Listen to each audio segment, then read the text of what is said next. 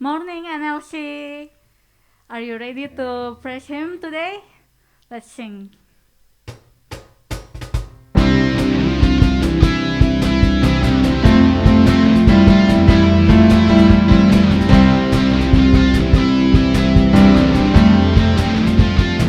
Sama-sama. Firman terangi jalanku,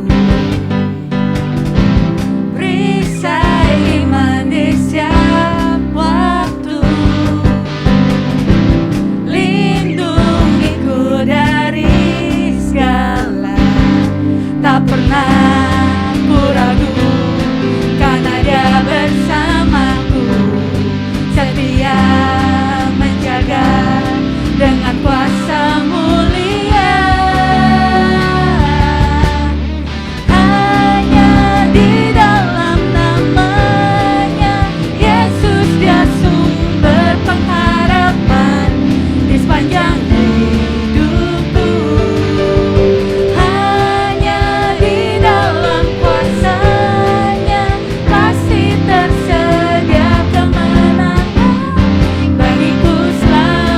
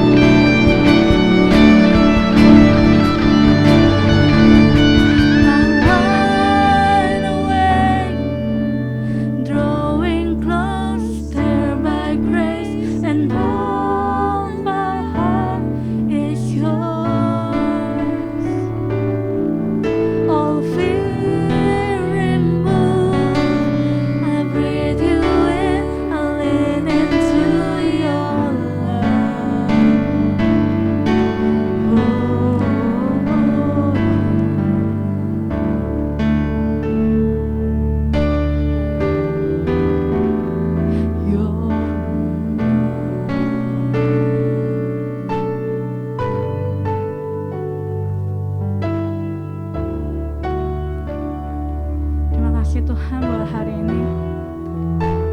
Biar pujian-pujian kami Tuhan bisa mendeklarasikan Tuhan kasih-Mu Tuhan atas kami Tuhan. Berkati Tuhan yang akan sharing hari ini Tuhan. Biar Kau sendiri Tuhan yang turun tangan Tuhan, menyentuh hati setiap orang-orang Tuhan, dimanapun kami berada Tuhan. Biar Roh Kudus-Mu yang bekerja, dan kami yakin firman yang daripada-Mu tidak akan berlalu sia-sia. Hanya di dalam nama Tuhan Yesus Kristus. Haleluya. Amin.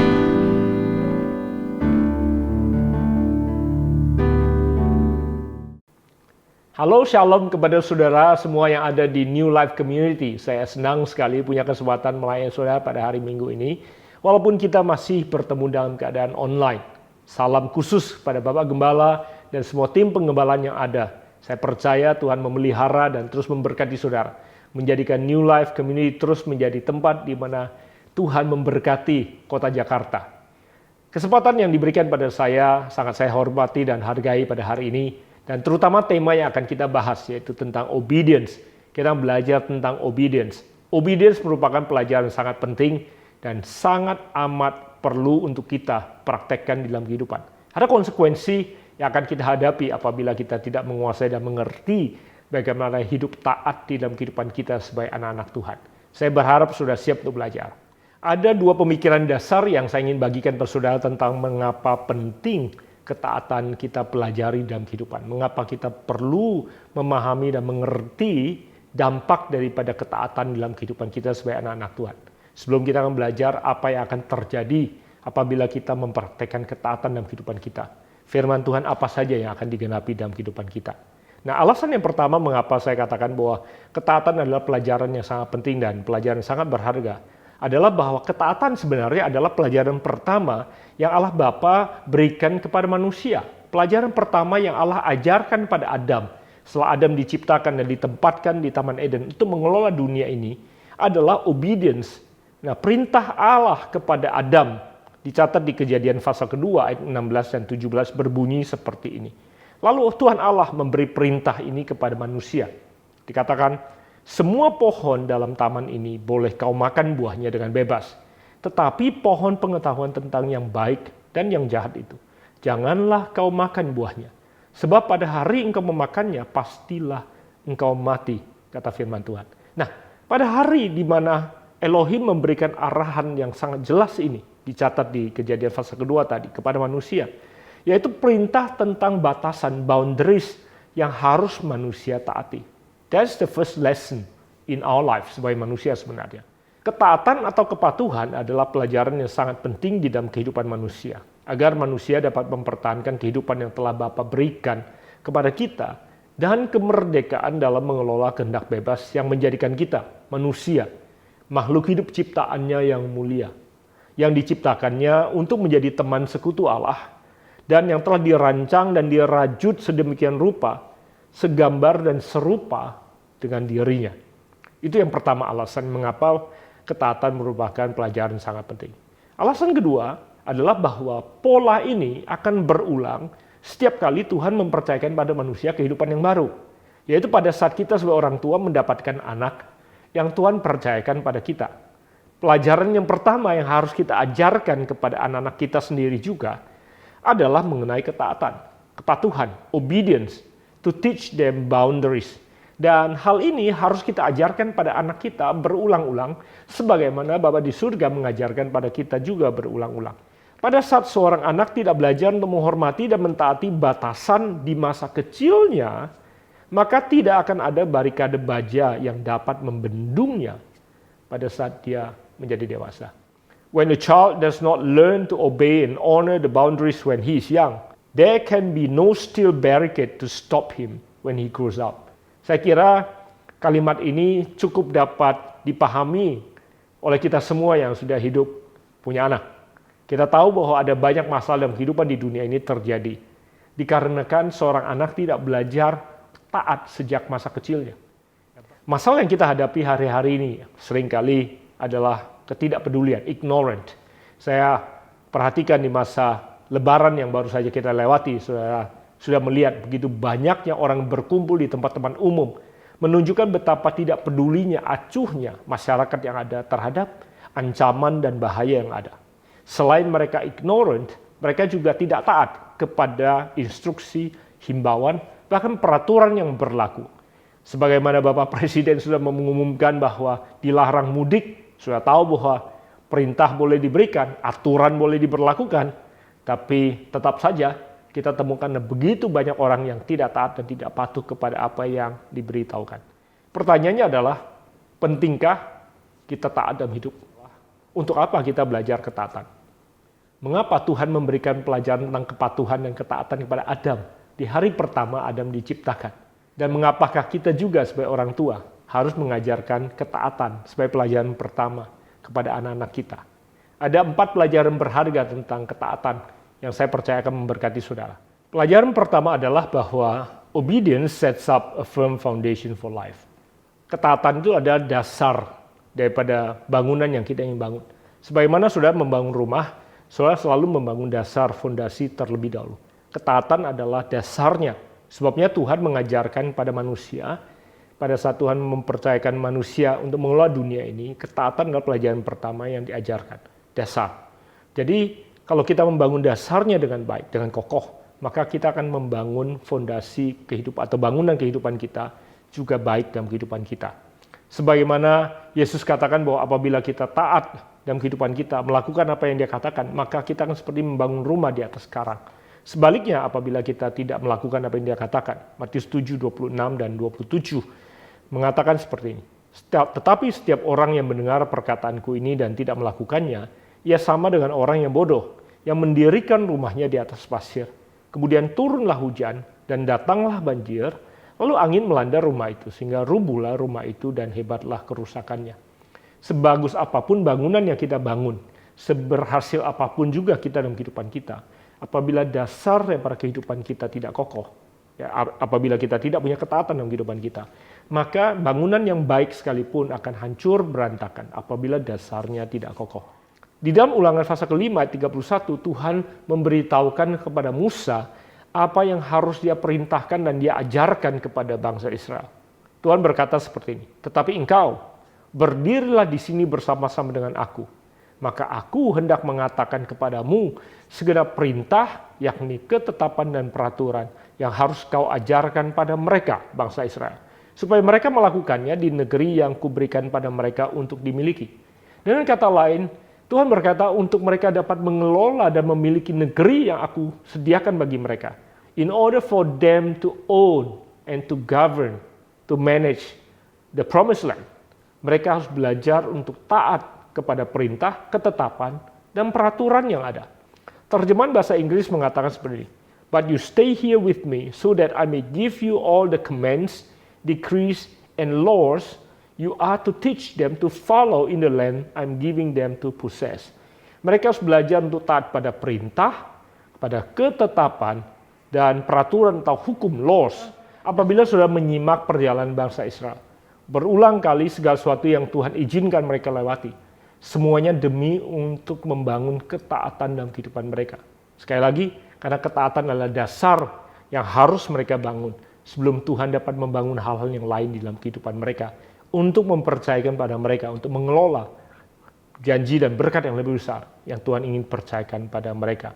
Prinsip yang sama berlaku bagi kita sebagai orang tua dalam membesarkan anak-anak kita. Apabila kita ingin mengajarkan pada anak-anak kita nilai-nilai kehidupan yang baik, kejujuran, kesetiaan, kebaikan, kelemah lembutan, penguasaan diri, dan lain sebagainya, menghormati orang lain, menghormati orang tua, bermurah hati, semua nilai yang baik yang kita ingin ajarkan pada mereka tidak akan bisa dibangun dengan baik apabila tidak didasari oleh ketaatan yang dibangun terlebih dahulu, terutama sejak mereka lahir.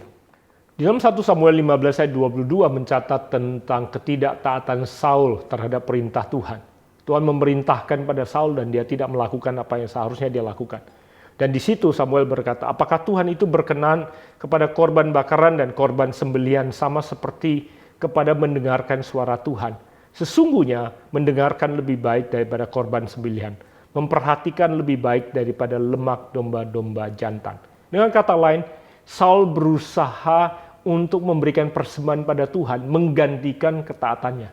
Dan Tuhan menjawab dia bahwa ketaatan, kepatuhan lebih berharga daripada korban sembelihan dan korban bakaran. Dan kemudian di ayat 23 selanjutnya dikatakan, sebab pendurhakaan adalah sama seperti dosa bertenung, dan kedegilan adalah sama seperti menyembah berhala dan terafim. Dan karena engkau telah menolak firman Tuhan, maka ia telah menolak engkau sebagai raja. Karena Saul tidak taat kepada perintah Tuhan. Dia berpikir dia melakukan sesuatu yang lebih baik daripada perintah Tuhan. Dan Alkitab ini berkata bahwa kedegilan itu sama seperti menyembah berhala. Dan karena dia tidak taat dan patuh kepada firman Tuhan, maka Tuhan juga menolak dia sebagai raja. Dan kita harus memahami bahwa ketidaktaatan kita kadangkala tidak hanya mempengaruhi diri kita sendiri, tetapi juga ada konsekuensi yang harus dihadapi oleh orang-orang lain yang ada di sekitar kita. Pelajaran kedua, obedience is a sign of strength. Ketaatan adalah sebuah tanda kekuatan. Kekuatan seorang individu dapat dinilai, diukur melalui tingkat ketaatan yang terbentuk di dalamnya. Kita dapat melihat seseorang itu kuat melalui tingkat kepatuhan dan ketaatan yang ada di dalam pribadi tersebut. Prinsip ini berlaku untuk seorang individu, berlaku untuk sebuah komunitas, berlaku untuk masyarakat, bahkan berlaku untuk sebuah generasi dan sebuah bangsa. Demikian juga berlaku dalam kehidupan kita bergereja.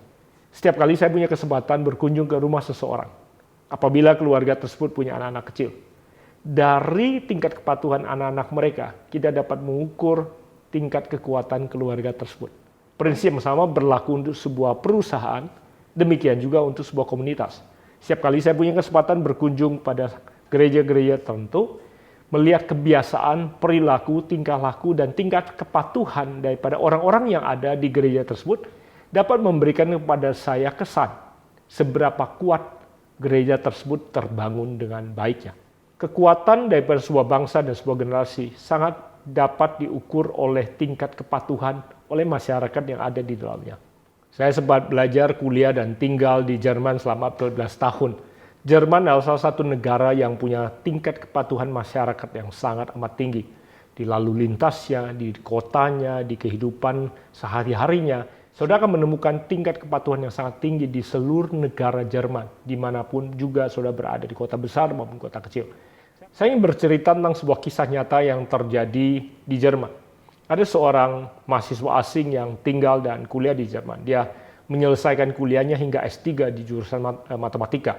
Sebagaimana saudara tahu di Jerman, apabila saudara menggunakan kendaraan umum, saudara hanya perlu membeli tiketnya dan menyimpan tiketnya karena tidak ada yang memeriksanya.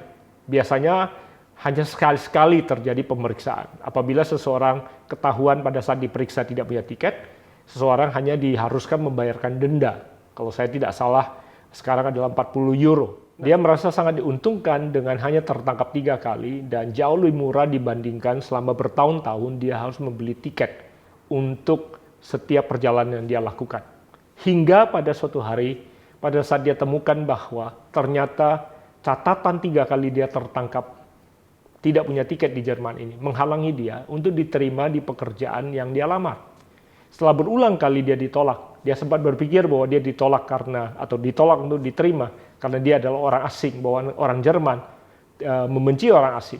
Hingga kemudian dia diberitahu alasan sesungguhnya bahwa dia ditolak karena dia pernah tertangkap 3 kali tidak punya tiket.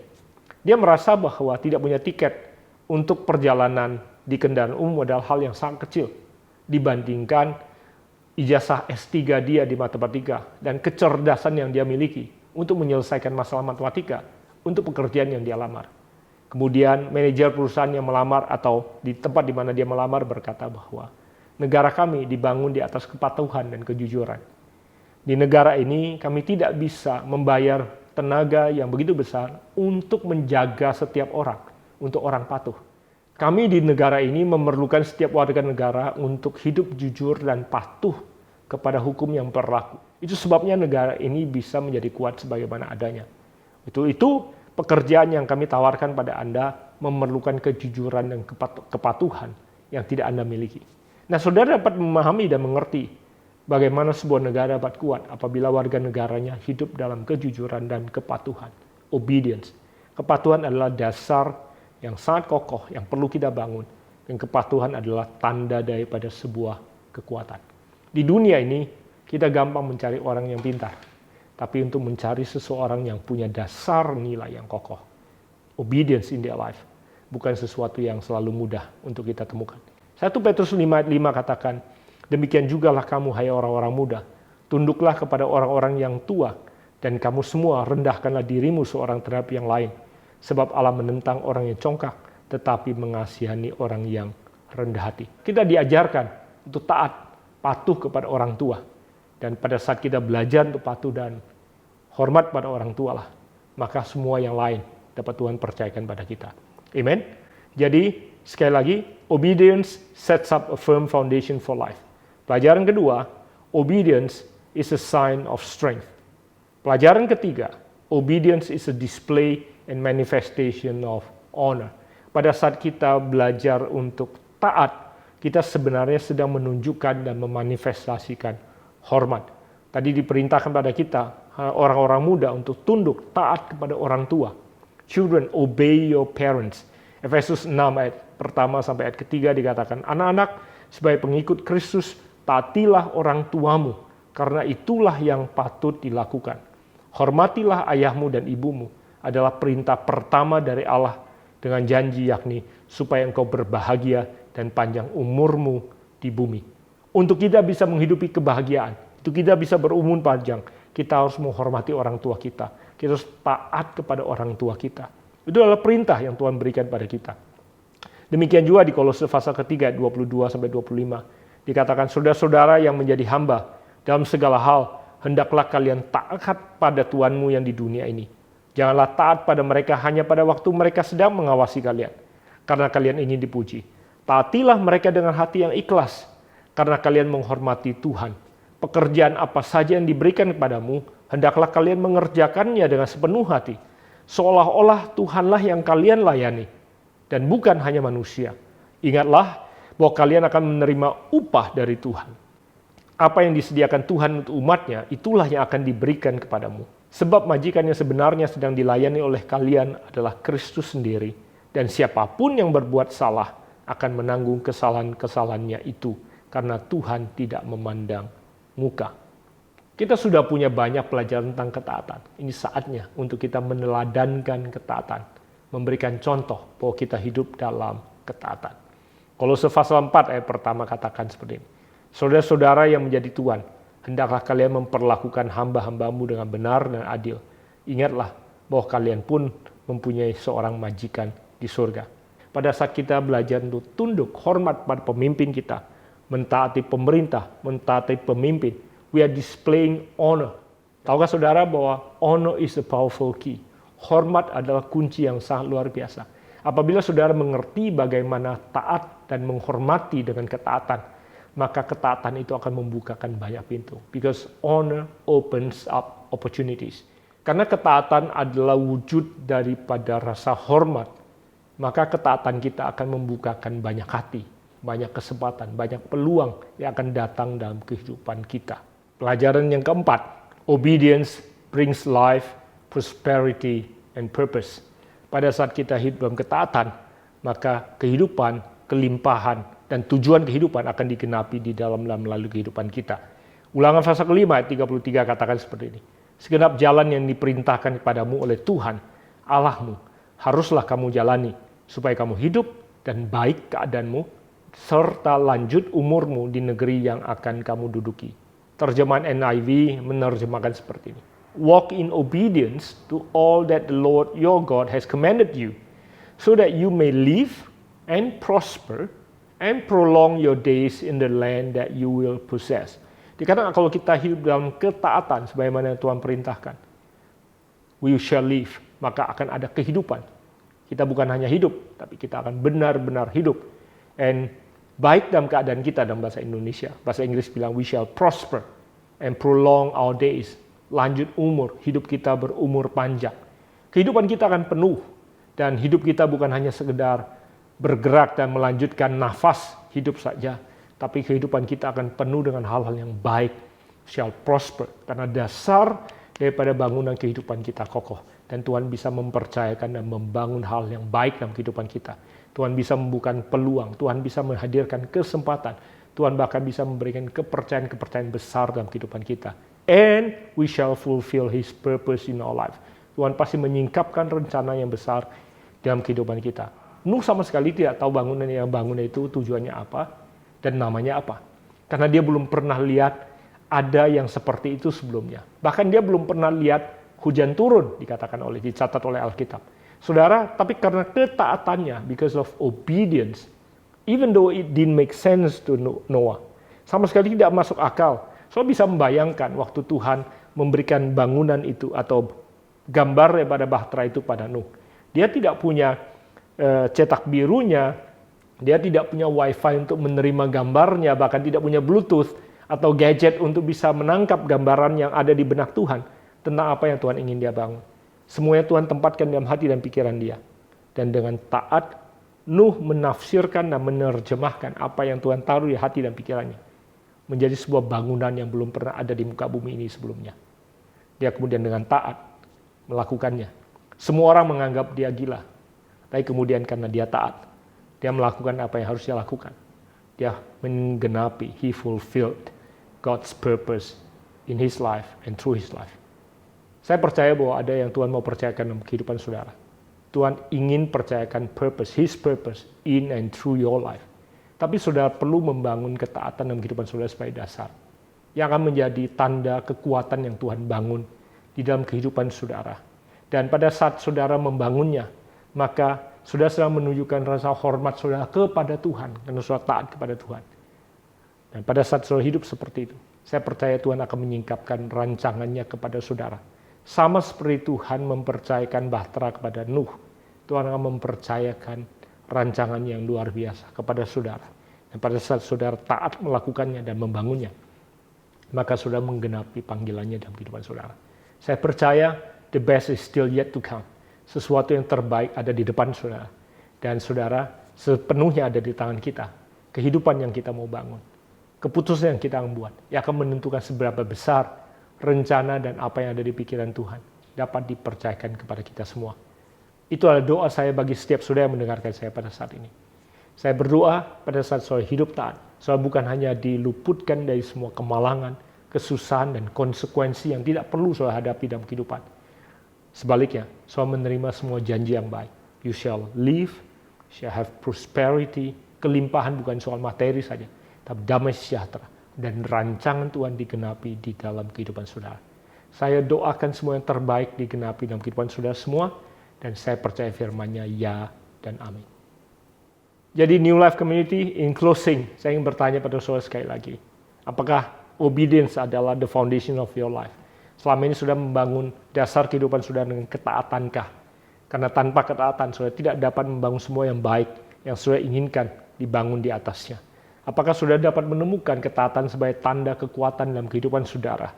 Apakah saudara juga selama ini menunjukkan ketaatan sebagai rasa hormat kepada orang tuamu, pada pemimpinmu, pada gembalamu, kepada atasanmu, pada otoritas yang Tuhan tempatkan di atasmu, bahkan kepada pemerintah dan bahkan pada Tuhan sendiri? Apakah saudara selama ini memanifestasikan ketaatan sebagai wujud daripada rasa hormat tersebut, sehingga Tuhan mempercayakan kepada saudara perkara-perkara yang lebih besar? Apabila saudara ingin bertemu dengan life, prosperity, success, and purpose in your life, saya percaya saudara bisa memulainya dengan obedience. Bagaimana kalau kita pejamkan mata kita sebentar, kita hampiri Tuhan. Apabila saudara temukan Tuhan berbicara pada saudara secara pribadi, saudara bisa mengambil keputusan secara pribadi hari ini di hadapan Tuhan. It's only between you and God. Datangi Dia. Jangan seperti Adam tidak berani bertanggung jawab pada saat dia tidak taat kepada Tuhan. Karena pemulihan dan tanggung jawab datang pada saat saudara mengambil tanggung jawab untuk berani datang dan jujur di hadapan Tuhan. Bapa di surga, terima kasih kebenaran firman-Mu yang kami terima. Hari ini kami menyadari mengapa Engkau mengajarkan pada kami ketaatan. Ketaatan pelajaran yang pertama yang Tuhan ajarkan pada kami, yang menjadi dasar pada kehidupan kami yang kokoh. Sebelum kami membangun semua hal yang lain di atasnya. Makasih untuk New Life Community. Berdoa supaya dasar pelayanan daripada New Life semakin hari semakin kokoh. Jemaat New Life Community semakin hari semakin bertumbuh, semakin kuat. Dan Tuhan akan terus memakai mereka menjadi berkat dan saksi dimanapun juga Tuhan tempatkan mereka berada. I speak these blessings upon them. Tuhan akan terus membawa mereka naik dan tidak turun menjadi kepala dan tidak menjadi ekor. Percaya anugerah-Mu Tuhan, berlimpah dalam kehidupan dan pelayanan yang ada. Hamba lepaskan berkat ini dengan berlimpah hanya di dalam nama Yesus Kristus Tuhan. Amin dan amin. Tuhan Yesus memberkati. Sampai bertemu kembali.